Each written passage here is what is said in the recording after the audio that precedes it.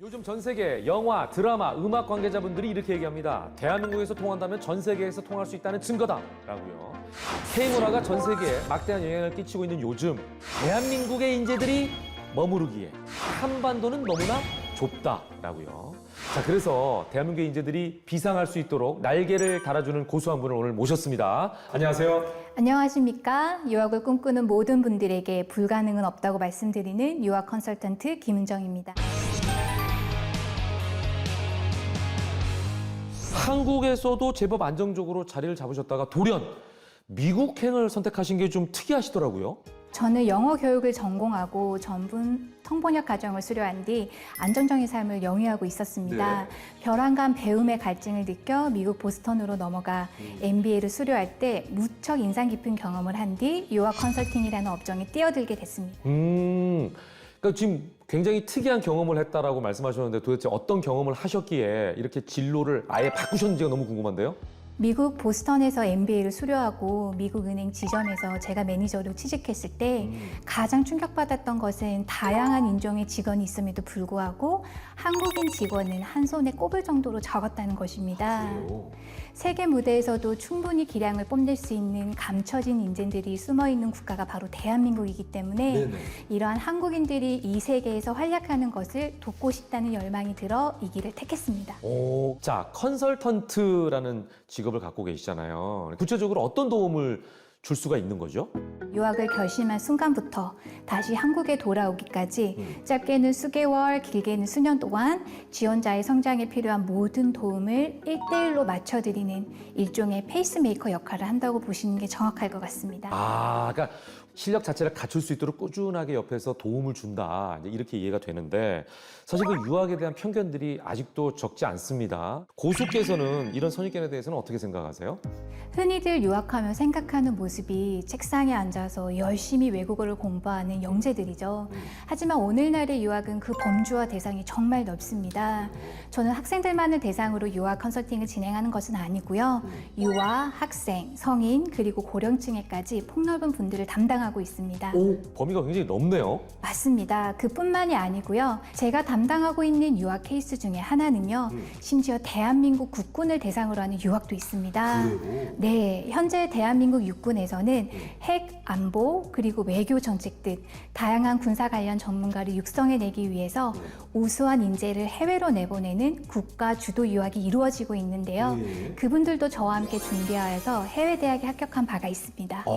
진짜 다양하네요. 들어보니까. 네. 저는 유학 그러면 그냥 학생들만 생각을 했는데 그게 아니었어요. 예. 자, 제 주변에도 해외 유학에 대해서 관심 갖는 분들이 참 많습니다. 그러다 보니까 여러 가지 들려오는 소문이라든지 풍문에 미국 유학 트렌드가 변하고 있다 이 얘기인데 어떠세요? 네, 정확합니다. 얼마 전 미국 탑 주니어 보딩에서 토플 118점을 받은 학생이 떨어지고 되레 토플 103점을 받은 학생이 합격한 케이스가 있었습니다. 더 낮은 도플인데 합격을 했어요. 네, 맞습니다. 야, 저는 이제 이 얘기 들으면서 약간 그 학생들이 희망도 가질 것 같기도 하면서 의아해할 것 같은데 왜 낮은 학생이 합격을 한 거죠? 오늘날의 유학은 학생의 성장 환경, 그리고 학생이 품고 있는 이념, 강점과 약점 등 굉장히 넓은 스펙트럼을 통해 지원자의 종합적인 인간성과 역량을 평가합니다. 즉, 절대적인 평가와 상대적인 평가가 동시에 일어난다고 보시면 됩니다. 야, 이거 의외네요, 진짜. 어찌 보면 성적 하나만 보고 그 학생을 입학을 시키거나 인재로 보지 않는다. 이런 말씀이신 것 같은데 자녀 유학을 고민 중인 학부모를 만난다면 그렇다면 고수께서는 어떤 상담을 또 어떤 조언을 해주십니까? 정말 중요함에도 불구하고 많은 분들이 간과하시는 것이 있는데요. 바로 미국 유수의 대학에서는 각각의 학교마다 선호하는 인재상이 있다는 것입니다. 네, 이 부분이 특이해요. 대학교도 기업처럼 각각 대학마다 원하는 인재상이 있다라는 거죠? 맞습니다.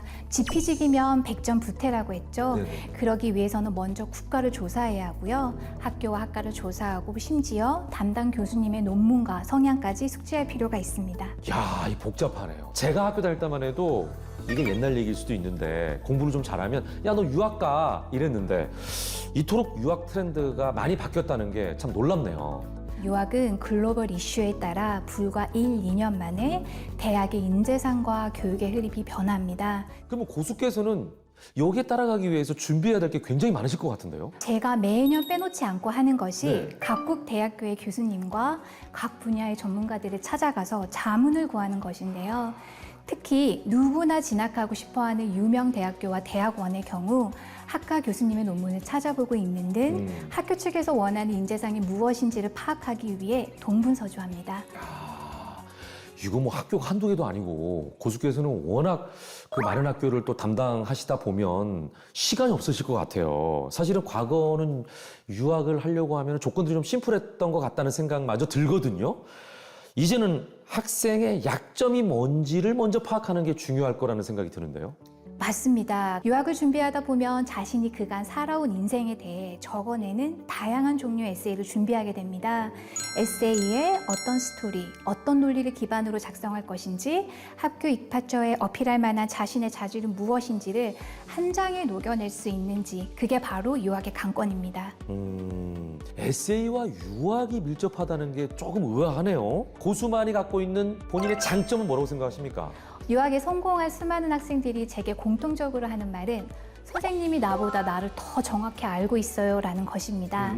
해외에 있는 학생들을 제외하고는 가능한 모든 면담을 대면으로 진행하고 있고요. 이는 학생들 앞에 앉혀뒀을 때 어투, 화법, 눈빛, 자세 등을 가만히 보고 있으면 그 학생들이 어떤 사람인가가 명확해지기 때문입니다. 그렇군요. 제가 한 가지 깜짝 놀란 게요. 보통 이제 기숙형 그러면 입시학원을 떠올리기 쉬운데 기숙형 유학원은 저는 다소 생소하거든요. 생활 태도, 학습 태도, 마음가짐을 바로 잡아주기 위해서 해외 유학이 어떤 것인지 이미 접해 속속들이 알고 있는 저 같은 전문가와 수시로 소통함으로써 스스로 준비하게끔 하는 것이 가장 좋습니다. 보통 성공적인 유학 그러면 생각이 다 다를 것 같아요. 고수께서 정의하는 성공적인 유학은 뭔가요?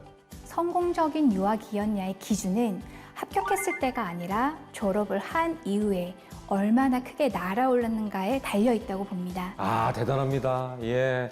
앞으로 어떤 비전을 갖고 계세요? 제가 오늘 한 학생을 정성껏 돌보는 것이 마치 나비효과처럼 학생의 행복한 미래를 불러올 수 있다고 늘 마음에 새기고 있습니다. 네. 앞으로도 이 같은 마음을 늘 잊지 않으려고 합니다.